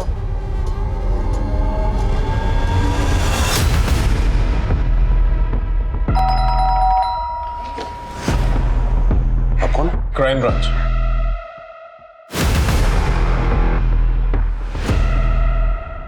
कहीं जाने की तैयारी हो रही है? अब वो एक्चुअली क्या है कि दुबई में अपने एक पार्टनर के साथ मैं नया बिजनेस शुरू करना चाह रहा था। तो आप कौन? मैं रंगोली का चचेरा भाई विक्रांत। क्या है, रंगोली का केस अब क्राइम ब्रांच को दे दिया गया, तो जब तक का केस सॉल्व नहीं हो जाता आप में से कोई भी शहर छोड़ के नहीं जाएगा। हमारी बेटी का मौत आप लोग कारण हुआ था, अब कहाँ है हमारी बेटी का मौत का तमाशा बनाना चाहते हैं आप लोग? देखिए, आपका गुस्सा और दर्द दोनों समझता हूं, लेकिन क्या आप ये नहीं चाहते कि अगर आपकी बेटी के साथ कोई नाइंसाफी हुई है, कुछ भी गलत हुआ है, तो उसको इंसाफ मिला? बताइए, उस रात को क्या हुआ था? करवा चौथ का दिन था। रंगोली ने भी जिद पकड़ ली थी कि वो भी करवा चौथ का व्रत रखेगी मैं इनकी सलामती के लिए। हाय, ये रंगोली का है करवा चौथ कर रही है, ये तो खुद ही किडनैप कराई है मैंग को। अरे इतना बड़ा कांड करके बैठी है तो नाटक तो करेगी ही ना, सती सावित्री बनने का। माँ हाँ बेटा, मैं अपने कमरे में जा रही हूँ, चांद निकल आए तो बुला लेना। बड़ी दिक्कतें हो रही हैं। चल। तुम रंगोली या मयंक दोनों की दोस्त थी ना? दोनों के बीच में कोई टेंशन चल रही थी? नहीं सर, उनकी तो अरेंज मैरिज होने वाली थी, लेकिन उन दोनों को एक दूसरे से बहुत प्यार हो गया था। क्या मयंक की किसी के साथ कोई दुश्मनी है? ये सब तो मुझे नहीं पता, क्योंकि मयंक से मेरी कभी इतनी बातचीत नहीं हुई। लाश को सबसे पहले तुमने देखा था ना? मैंने रंगोली को पहले नहीं देखा था, सोमू ने देखा था। सोमू बेटा, तुमने रंगोली बुआ के कमरे में किसी को देखा? बोलो बोलो। एक मिनट, आप मेरे बेटे को इसमें मत खींचिए प्लीज, यू ऑलरेडी शॉक में। इसे कोई इंक्वायरी नहीं होगी, आई एम सॉरी।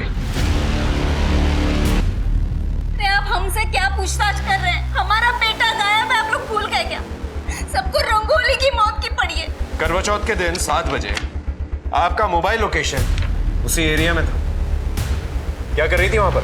अरे हाथ जोड़कर भीख मांगने गए थे हम उसके पास। कहाँ छुपा के रखा है उसे? वो ठीक तो है ना? मैं सच कह रही हूँ, मुझे नहीं पता। मैं खुद मयंक को लेके बहुत परेशान हूँ माँ।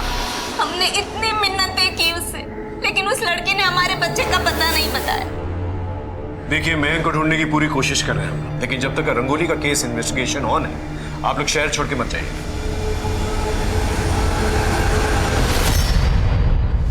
ये मयंक की बाइक है? जी। इसी का एक्सीडेंट हुआ था?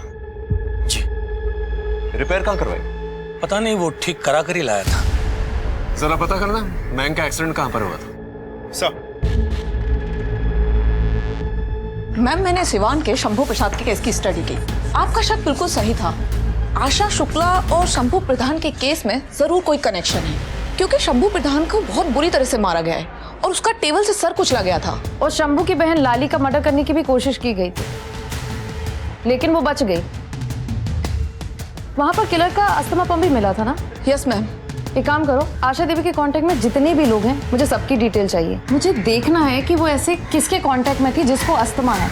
वो सभी मेडिकल पर भी जाके चेक करना होगा। Yes sir.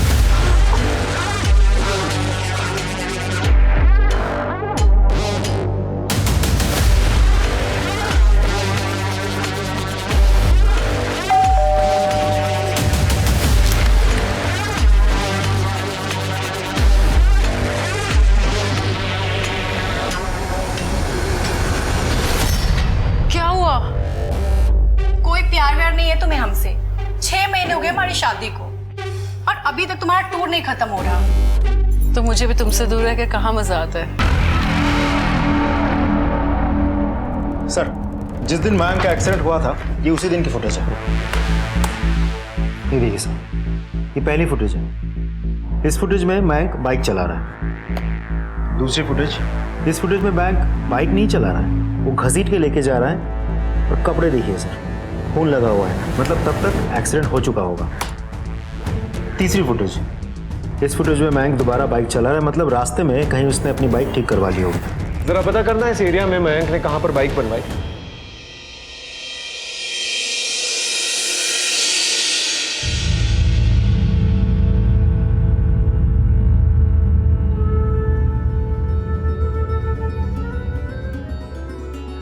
अरे बेटा, ये क्या पहना है तुमने? माँ, हमें आपकी इसी साड़ी में शादी करनी है।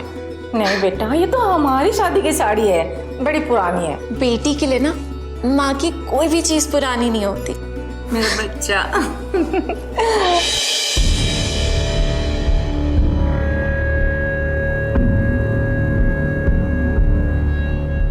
आपने मेरी बेटे के साथ जो किया उसके लिए मैं आपको कभी माफ नहीं करूंगी।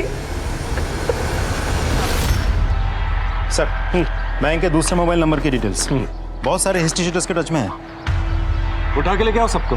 हो सकता है इनमें से ही किसी ने जो है मयंक को किडनैप किया और मरवा दिया, और दुख में आकर रंगोली ने शायद सुसाइड कर लिया। सर अब तो मुझे भी डाउट हो रहा है कि रंगोली खुद से नहीं मरी होगी, किसी ने उसको मारा होगा। ऐसा क्यों लगता है तुम्हें? और कौन मार सकता है उसे? तो शायद मयंक ने, क्योंकि जिस रात रंगोली की मौत हुई थी उस रात मयंक के इस दूसरे मोबाइल नंबर की लोकेशन उसी एरिया की है। सर एक और बात, रंगोली की दोस्त काजल के साथ मयंक रेगुलर टच में था, दोनों में घंटों बातें होती थी। तो तुम मयंक को नहीं जानती थी? नहीं सर, I mean 3-4 बार बात हुई है हमारी। 3-4 बार नहीं, ये 3-4 घंटे बात होती थी तुम लोगों की। ये रिकॉर्ड डिटेल्स, ये बात तुमने हमसे इसलिए छुपाई थी ना क्योंकि तुम्हारा अफेयर चल रहा था उसके साथ। सर मेरा किसी के साथ कोई अफेयर नहीं चल रहा था, हम लोग फोन पर बात करते थे, इसमें कौन सी बड़ी बात हो गई? रंगोली की मौत बड़ी बात नहीं हुई। मयंक ने तुमसे झूठ कहा था, उसका एक्सीडेंट नहीं हुआ था बल्कि उसमें गोली चलाई गई थी, और उसने अपने झूठे किडनैपिंग का केस जो है रंगोली पे डाल दिया था, जबकि उसकी कोई किडनैपिंग नहीं हुई थी। जिस रात रंगोली की मौत हुई उस रात मयंक का मोबाइल लोकेशन उसके घर के पास ही था। तो सर आप लोग मयंक को ढूंढिए ना, मैंने कुछ नहीं किया और मेरा किसी के साथ कोई लेना देना नहीं है। बताता हूँ साहब। मयंक कहाँ है? मुझे तो नहीं पता, लेकिन कभी कभी वो सट्टे के लिए आता था साहब, और इकबाल कादरी उसकी काफी दिनों से तलाश में था। उसने 50 लाख रुपए लिए थे उससे। ये इकबाल कादरी चाहिए मुझे। सर एक डेड बॉडी मिली है। लगता है इसे मारा कहीं और गया है और जलाया कहीं और गया है। मिसिंग कंप्लेंट से पता करो, पर्स में चेक करो क्या है। सर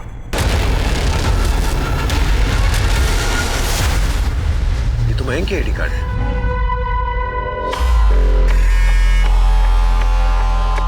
सही है, पत्नी को शॉपिंग कराने लाए हो और खुद यहाँ फोन में लगे हो। नहीं ऐसा कुछ नहीं है।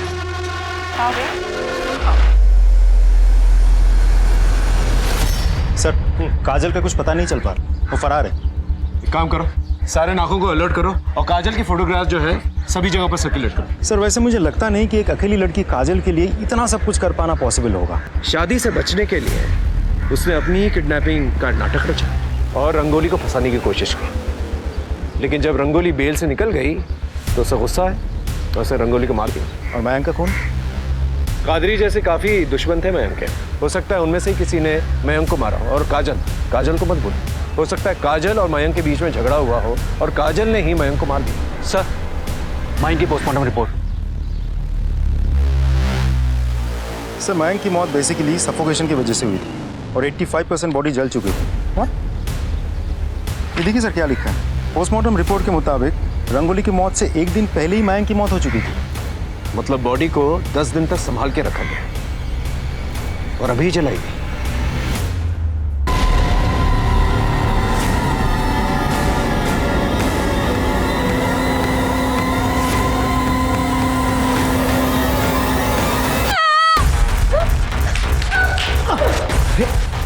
क्या हुआ बेटा? बेटा घबराओ मत, मैं तुम्हारा अंकल जैसा ही हूँ। बोलो, बताओ क्या हुआ? बोलो बोलो। सोमो अंदर जाओ। जी कहिए। आप लोगों को तो पता ही होगा कि मयंक का मर्डर हो चुका है, लेकिन आपको बताने के लिए हमारे पास कुछ नहीं है। क्या आपको पता था कि काजल का मयंक के साथ अफेयर चल रहा था? ऐसा नहीं हो सकता है, काजल तो हमारे घर की बच्ची है और रंगोली के साथ ऐसा नहीं कर सकती। काजल फरार है।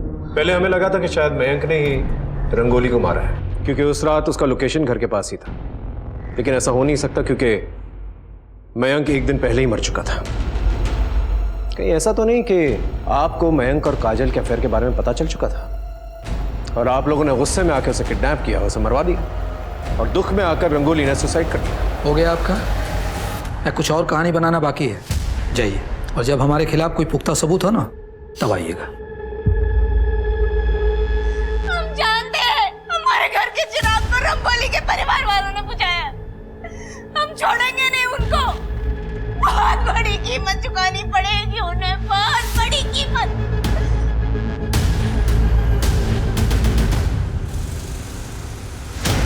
अरे सोमू बेटा छुट्टी हो गई? हाँ पहचाना मुझे? पुलिस अंकल, ये देखो मैं तुम्हारे लिए चॉकलेट लेकर आया हूँ। लो लो लो।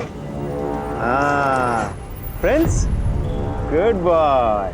अच्छा सोमू, एक बात बताओ, तुम अपने रंगोली बुआ से बहुत प्यार करते हो ना? इस रात क्या हुआ था रंगोली बुआ के साथ? ना ना ना, डरो नहीं डरो नहीं डरो नहीं बेटा, सिर्फ इतना बताओ कि वो आदमी कौन था?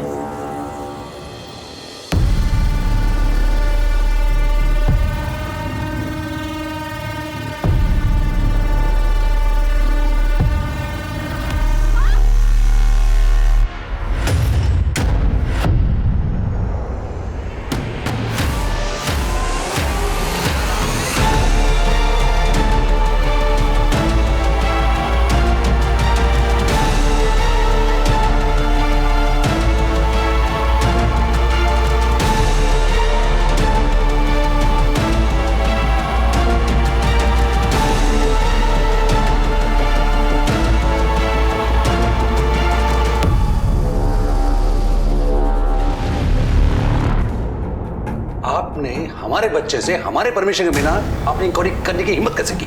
कि एक तो इलीगल काम आप लोगों ने किया है और सवाल जवाब मेरे क्लाइंट से कर रहे हैं। जवाब तो आपको देना पड़ेगा, वो भी कोर्ट में। आप लोगों की गुंडागर्दी नहीं चलेगी, हम आप लोगों की वर्दी उतरवा कर छोड़ेंगे।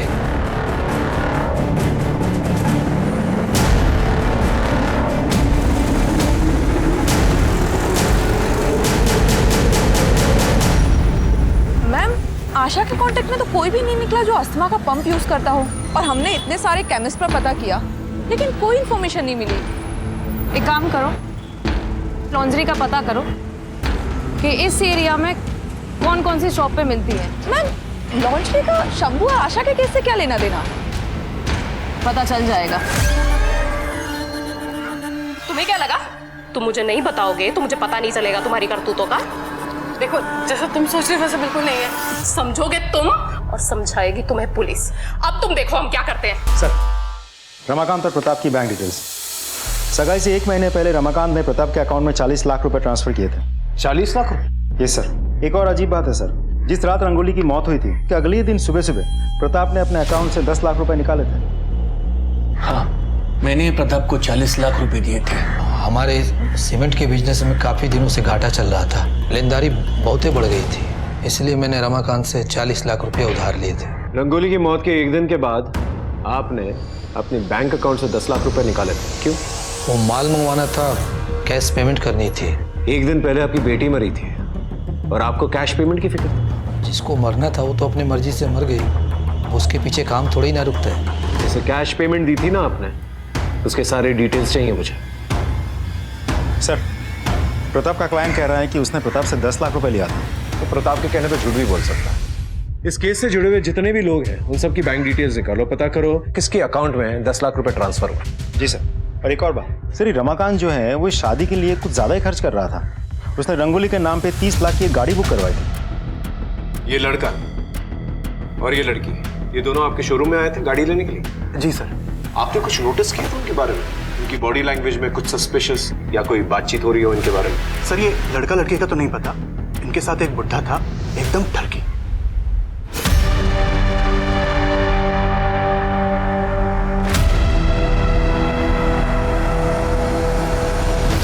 इसका मतलब रमाकांत की बुरी नजर थी रंगोली पे। एक बार बात करें सर?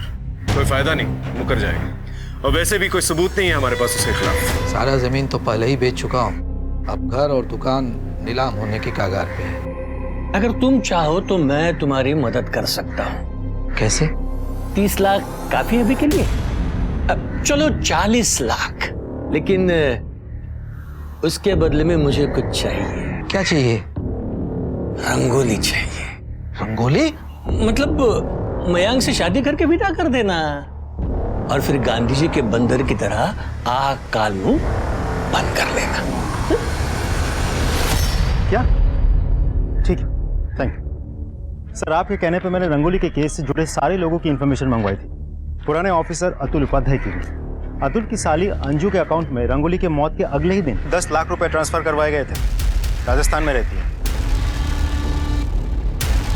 तुम्हारी साली अंजू ने कबूल कर लिया है कि तुम्हारे कहने पर उसने 10 लाख रुपए जो है बैंक में डाले थे। ये बताओ प्रताप ने तुम्हें ये 10 लाख रुपए क्यों दिए?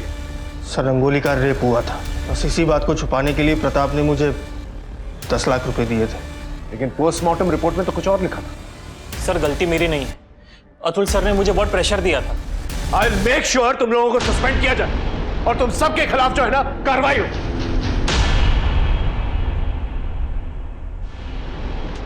रंगोली के घर की फॉरेंसिक दोबारा से कर, खास तौर से उसके कमरे की। लेकिन सर इतना टाइम हो गया, अब क्या मिलेगा चेक करके? इन लोगों ने तो कोई कसर छोड़ी नहीं है, लेकिन अगर उसकी किस्मत अच्छी हुई ना तो जरूर कुछ ना कुछ मिलेगा। सब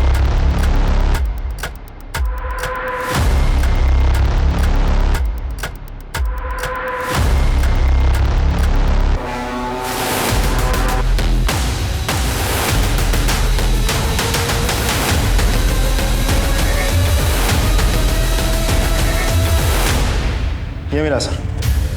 इसे फॉरेंसिक में भेजो और रंगोली के डीएनए से टेस्ट करके देखो। हो सकता है रेप होते वक्त रंगोली का दांत टूट गया, या फिर ये रेपिस्ट का भी दांत हो सकता है। रेप किसने किया था?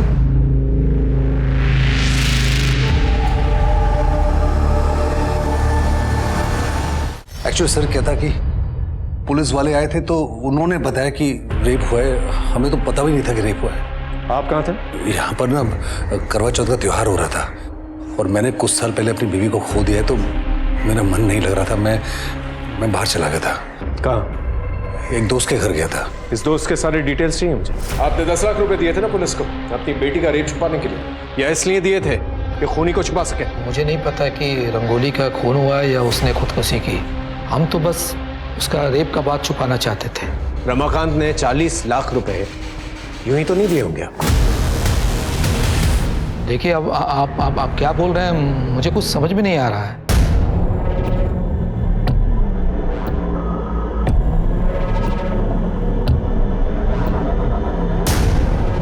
मैम हम लोग यहाँ क्यों आए? खबरी बाबा है तो पूरा पाखंडी, लेकिन सारे बाबाओं की खबरें रखता है।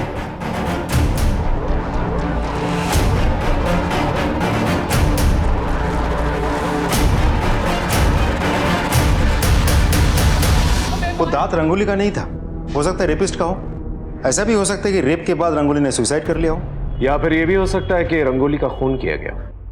तो देखो, ये रंगोली के हाथ में कलर लगा हुआ है और यहाँ फांसी के फंदे पे कहीं पर भी कलर नहीं। सर ऐसा भी तो हो सकता है कि रंग सूख गया हो। रंगोली ऑयल पेंट करती और ऑयल पेंट सूखने में काफी वक्त लगता है। अगर रंगोली ने दुपट्टे से फांसी का फंदा बनाया है तो कहीं ना कहीं ऑयल पेंट के निशान तो होने चाहिए, लेकिन कहीं नहीं। इस दुपट्टे को दोबारा से जो है फॉरेंसिक के लिए भेजा। ओके सर, वो दांत अगर रेपिस्ट का है तो उसे चोट तो जरूर लगी हो। आसपास के डेंटिस्ट से पूछताछ करो, और अब रंगोली के कांटेक्ट में अगर कोई डेंटिस्ट है तो उससे भी पूछताछ करो। सर काजल को गांधीनगर एरिया में देखा गया है। उस एरिया में सबको अलर्ट करो जल्दी। Yes sir.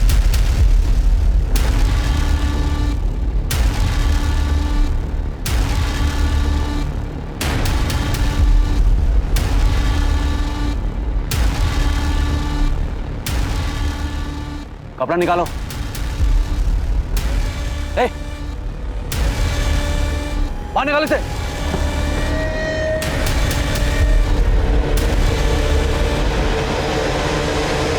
चल सर, चल सर।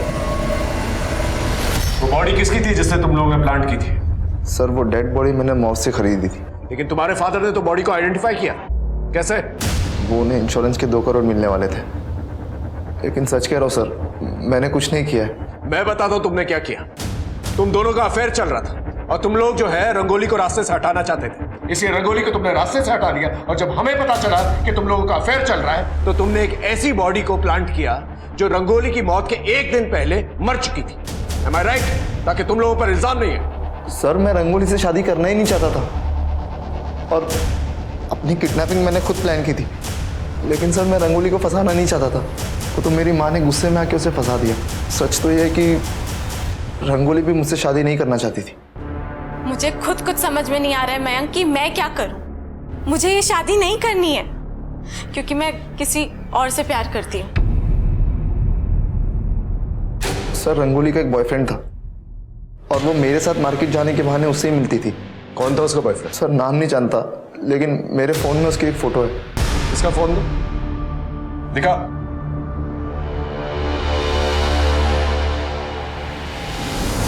सर ये तो अंकुर है। अंकुर? सर इसकी पहली बीवी ने इसके ऊपर डोमेस्टिक वायलेंस और दूसरी शादी का आरोप लगाया था। तुम्हारी 2 शादियां हुई है ना? हाँ सर, लेकिन रानी हमें कभी पसंद नहीं थी। माँ की सेवा के लिए उससे शादी करी थी हमने। और ज्योति से? माँ की तबीयत बहुत ज्यादा खराब रहने लगी थी, तो ज्योति के पिताजी ने हमारी काफी मदद की थी, इसलिए हमने ज्योति से शादी भी की। फिर भी रंगोली पे नजर थी तुम्हारी? सर हम तो रंगोली से प्यार करते थे और वो भी हमसे बहुत प्यार करती थी। इतना प्यार करते थे तुम कि उसके घर तक पहुंच गए। तुम्हारी मोबाइल लोकेशन, जिस रात रंगोली का मर्डर हुआ उस रात तुम वहीं पर थे। इनफैक्ट एक रात पहले भी तुम वहीं पर थे। सर रंगोली ने हमें खुद बुलाया था उसके पास।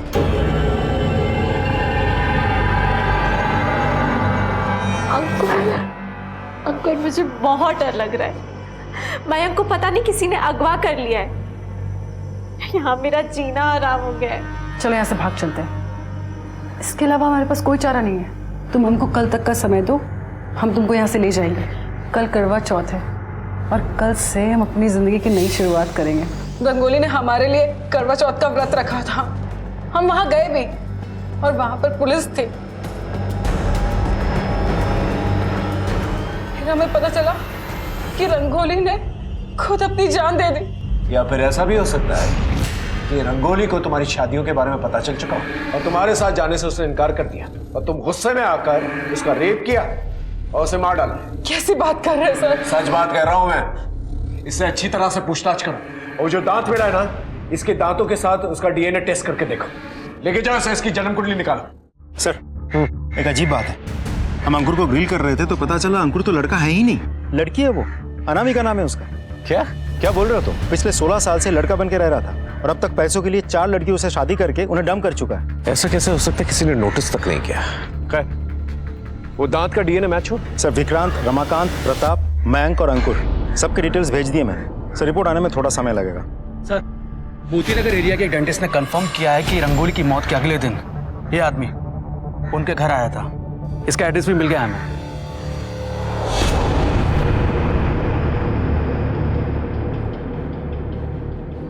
अरे सुनो, ये जो बंद घर पड़ा हुआ है ये किसका है? पता नहीं सर, कल भी पुलिस अफसर आई थी, अपना नंबर दे के गई हैं। बोल रही थी कोई आएगा तो बताना। Police officer? जी हाँ सर, मैं वहां गई थी। Sir he is a serial killer. Serial killer? Yes sir. पहले ये पुलिस में था। सबसे पहले इसने कांस्टेबल की बेटी का रेप एंड मर्डर किया। सर इसे सजा भी हुई और ये जेल से भाग भी गया। और सर उसके बाद ये अलग अलग जगह नाम और हुलिया बदल कर रह रहा है। 8 लड़कियों के साथ रेप एंड मर्डर कर चुका है। इससे पहले नेत्राहाट में लाली का रेप भी किया। उस वक्त उसके भाई शंभू ने देख लिया तो इसने शंभू को भी मार डाला। सर इसने लाली के ऊपर भी अटैक किया था लेकिन लाली बच गई। सर ये देखिए, सर ये ऐसी लॉन्जरी पहनता है और अस्थमा पंप भी यूज करता है। सर और तो इसने बाबा बनकर कई रेप भी किए हैं। किसी ने इसे अभी तक आइडेंटिफाई नहीं किया? सर मैंने किया है। सर इसने सीरियल किलर को पकड़वाने के बहाने मेरे साथ रेप करने की कोशिश भी की थी। मैं रंगोली का वकील महेश नाथ। ये रंगोली के फोन कॉल से रिकॉर्ड्स। आपने मुझे यहाँ क्यों बुलाया? कुछ ही वो रंगोली के केस के बारे में कुछ पूछताछ करनी थी आपसे। कहिए। आप रंगोली को जानते थे? किस किस्म की लड़की थी वो, कैसी थी? बहुत अच्छी तरह से तो नहीं, लेकिन लड़की सीधी सादी थी और कम बोलती थी और मैं की किडनैपिंग की वजह से थोड़ा परेशान भी थी। हम श्योर जैसी भी थी लेकिन कोई क्राइम नहीं कर सकती थी कभी। उसने तो कोई क्राइम नहीं किया, लेकिन आपने क्राइम जरूर किया। कहना क्या चाहते हैं आप? बताता हूं। आप पुलिस ऑफिसर थे ना पहले? लॉयर कैसे बन गए?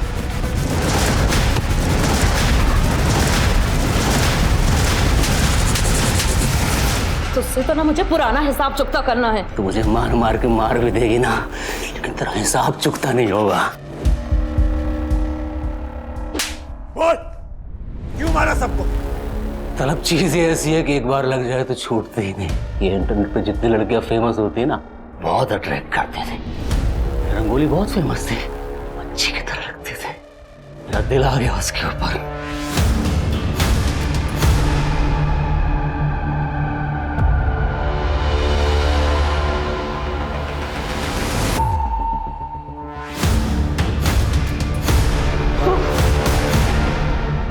वो सब टेरेस पर है। तभी तो मैं यहाँ हूँ। मुझे भी ना बहुत मजा आएगा जब तुझे फांसी होगी, समझा? लेके जा उसे। महेश जैसे अपराधी को इंसान बुलाना पूरी इंसानियत को शर्मिंदा करने के बराबर है। महेश एक हैवान था और उसे मासूमों की जिंदगी से खेलने का शौक था। वैसे हैवानियत प्रताप और रमाकांत दोनों ने दिखाई थी। प्रताप ने अपनी बेटी रंगोली का सौदा किया था और रमाकांत रंगोली को अपने घर की बहू बनाकर उससे अपनी हवस की प्यास बुझाना चाहता था। देखा जाए तो रंगोली की जिंदगी में परेशानियों की कमी नहीं थी, लेकिन भंवर में फंसे होने के बाद भी रंगोली ने हिम्मत नहीं हारी थी। रंगोली इन सब से निकलने के लिए प्रयास कर रही थी। शायद वो बचकर निकल भी जाती अगर उसके ऊपर महेश की बुरी नजर नहीं पड़ती। अब सवाल ये उठता है कि महेश जैसे अपराधियों से बचा कैसे जाए। तो इसका सिर्फ एक ही उपाय है, हर वक्त सतर्क रहें, घर के बाहर भी और घर के अंदर भी। मैं आपको जिंदगी डरकर गुजारने के लिए नहीं कह रहा हूं, लेकिन हर वक्त सचेत रहना बहुत जरूरी है। अब मैं आशुतोष राणा विदा लेता हूं आपसे। हम फिर मिलेंगे एक ऐसी ही कहानी के साथ जो आपको रखेगी सतर्क और जिंदगी को सुरक्षित। तब तक अपना और अपने परिवार का ख्याल रखिए और देखते रहिए क्राइम पेट्रोल। सतर्क। जय हिंद। क्राइम पेट्रोल के और भी दिलचस्प कहानी देखने के लिए हमारे चैनल को सब्सक्राइब करें और बेल आइकॉन दबाना न भूलें।